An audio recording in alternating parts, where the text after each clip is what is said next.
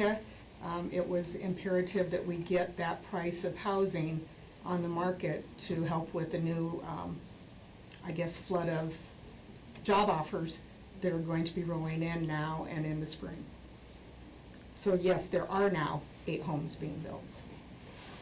Well, no developer expressed, I just want to make sure, just so we get, no developer expressed any interest or was offered this. Oh, there was conversations, Okay. yes. Okay, because I hear a lot of Yep. stories, so I just want to Yep. make sure that yours is different. You bet. Okay. Okay. Ken, do you remember running that article in the paper? Yes. Thank you. So if you guys are developing all your own properties and stuff now and making the money off them, you're still going to require city funds to be doing these projects and stuff then? I'm sorry, I didn't quite understand that. You know, because you're now your own contractors and doing everything yourselves and stuff and making money off the projects, you know, using out-of-town labor and stuff, and yet you're asking the city to still keep funding you? That's just so I get this correct and stuff? If you're referring to South Humboldt, that was 8 lots that were available, of which a private contractor owns 4 of those lots.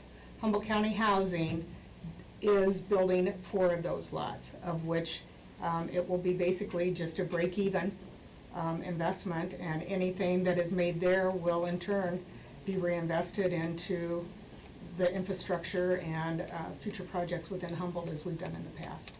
Okay. And of course, the tax base Correct. goes to Humboldt. Correct. Board members, anything that I maybe overlooked? I think you covered it all very well. Any other questions? Nope. Thank you very much for your consideration. Thank you. Thank you.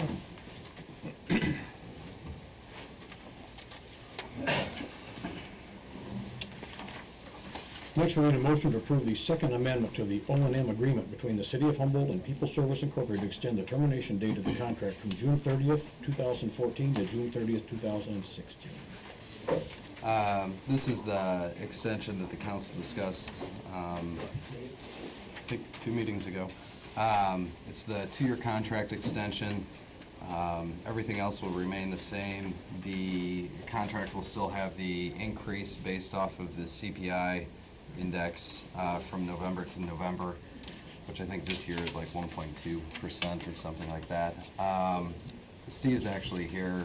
He's done, he's the new regional manager, and he's done some training recently for the changes at the water plant required by the DNR. And so I thought he could just give a quick update on what they're doing. We're focusing on the transition from groundwater to surface water. As you've probably been educated, they're completely different animals. Regulations are completely different, so we're in the process of training our staff on the new regulations, going to be in the future be implementing procedures so that they're recording the correct information, interpreting the data correctly, things like that, so that we avoid any missteps in the future. We're also keep staying on top of the construction project, where hopefully the spring side will be up. The engineer thinks this week, we're thinking more like next week as far as the spring side. But once that's up and going and we get some of the analytical equipment online, we'll be able to gather our data and really strike home some training and get the guys ready to go for the surface water transition. Right, Clint's here, but I'm sure he's getting anxious. You've had quite a few leaks. One of the benefits of People Service is that we can bring in that outside training, and it costs you no additional, there's no additional cost to the city. I am an expert in surface water. That's what my background is. It's one of the reasons why I was transitioned to your region manager. And I can bring that expertise without any additional cost to you, without you guys having to send somebody over to Davenport or Des Moines or someplace like that. And we provide that free of charge. And if there isn't any extra training that I can't do, I send them myself, and then of course that's included in the contract. And another thing, this transition has been as a manager, I always look at the bottom line. We've got a lot of overtime. Seen a lot of overtime lately. Again, that is no additional cost to you guys. We absorb all that overtime. So by extending our contract, those are some of the benefits. The training, the overtime is completely our risk. We bring in outside resources when necessary so that you guys can get the best service possible. I know there's been some missteps in the past, and I hope to prevent those from happening and move forward in a positive manner. Are you going to give us a little update on the plan, or is Clint going to do that, or? Again, the main thing is, the spring side should be hopefully by the end of this week. The 3D meters are ready to go. Everything's pretty much in place, just a few odds and ends with the instrumentation, the controls guy, the integrator that's gonna allow us to be able to gather the information so the DNR will be happy. Are the control people actually gonna kinda get things wrapped up now or stay here? They're on site today. They were on site today. Okay. I can't guarantee it. They kind of march to their own beat. They don't beholden to anybody because there's not, like I think Aaron said in the last meeting, they're a very specialized service they provide, and they can do pretty much what they want, so we're kind of beholden to their schedule. So that I can't guarantee, but they have been on site recently, which is a good thing. We hope to, if I could chain them to the plant, I would. So. We're gaining anyway. Yeah, we're gaining. Progress is not as fast as I'd like, but it's gaining. It's forward, it's not backward. So, I think the biggest thing in our corner right now is the IPT really wants to get out of here and get this project closed up. They've got staff here, they're losing, every month they're here, they're losing tons of money. that is correct. They're getting They want to get out of here. They want to get out of here, but at the same time, we have to be able to put our foot down and not, we don't want a half job, we want a full job done right. So that's what we're trying to focus on, make sure they don't get out of here too quick. So, thank you, gentlemen. Thank you.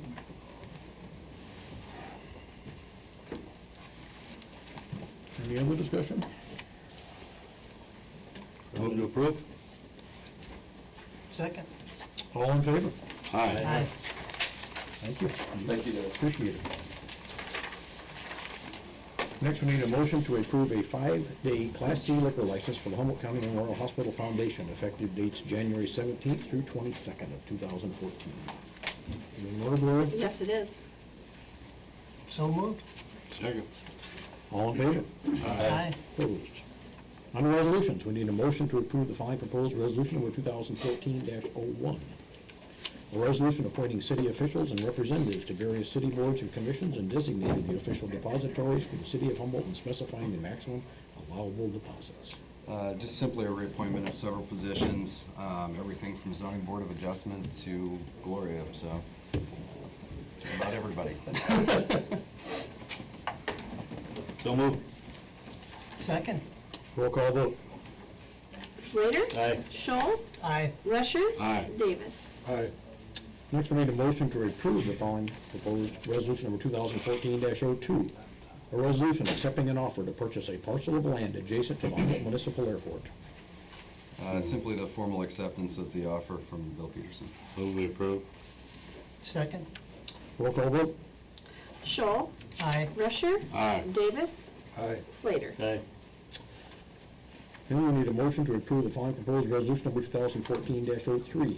A resolution approving and authorizing the execution of a development agreement by and between the City of Humboldt and Fifth Generation Investments, LLC. Again, just the formal approval of the development agreement for Bomb Drugs. So moved. Second. Roll call vote. Rusher? Aye. Davis? Aye. Slater? Aye. Scholl? Aye. That being our last scheduled item for going to closed session, Aaron, anything?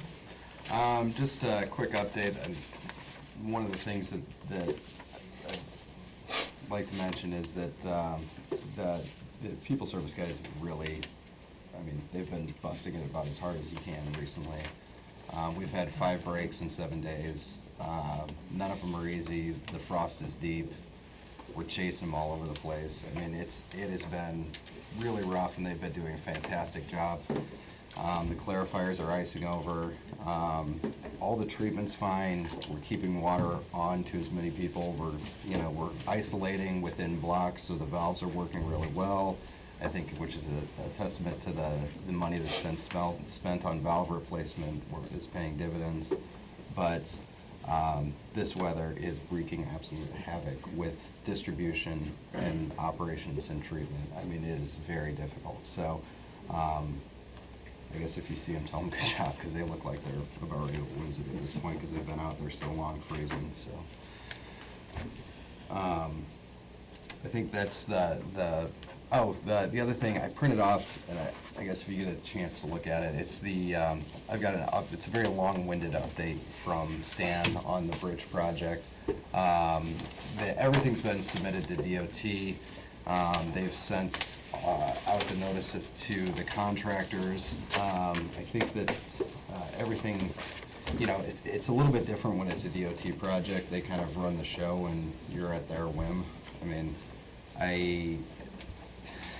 it's very interesting. But they've assigned the amount of working days that are out there. They've notified all the contractors who are available. I haven't had an update yet on what the bidding environment is right now, but it looks like they've got everything on schedule to have the demolition early spring and get completion in this construction cycle. Cost estimates are in line with what Stan had said at the beginning of the project, which is expensive. It's gonna be, after engineering, it'll be a little bit north of $2 million, with $1 million of that coming from grant funding, a million coming, a little over $1 million coming from lost funds. So it's an expensive project, but it looks like everything's going well. Hopefully the bid goes well and we get a good number. But that's what I had. Gloria, anything? No. Daryl? Yeah? John? No, I don't. Dan? Just service recognition for some long-term people. Daryl, for his years of service, he's starting his 16th year, and John is starting his 20th year in this January. So in recognition of all they've done, and then there's a handful of other people that have anniversary dates in January also. I'd just like to thank them for their years of service also to the community. With that, we need a motion to approve entering into a closed session to discuss strategy, with counsel and matters that are presently in litigation or litigation is imminent, as per Iowa Code, Chapter 21.5, Paragraph 1, at 6:34 p.m.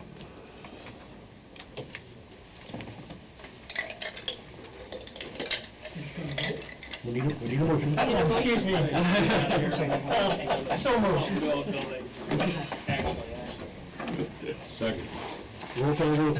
Davis, Aye. Slater, Aye. Scholl, Aye. Rusher. Aye.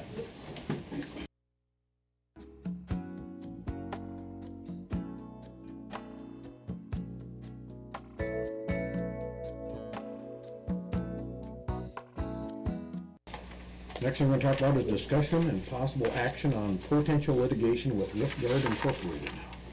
Aaron?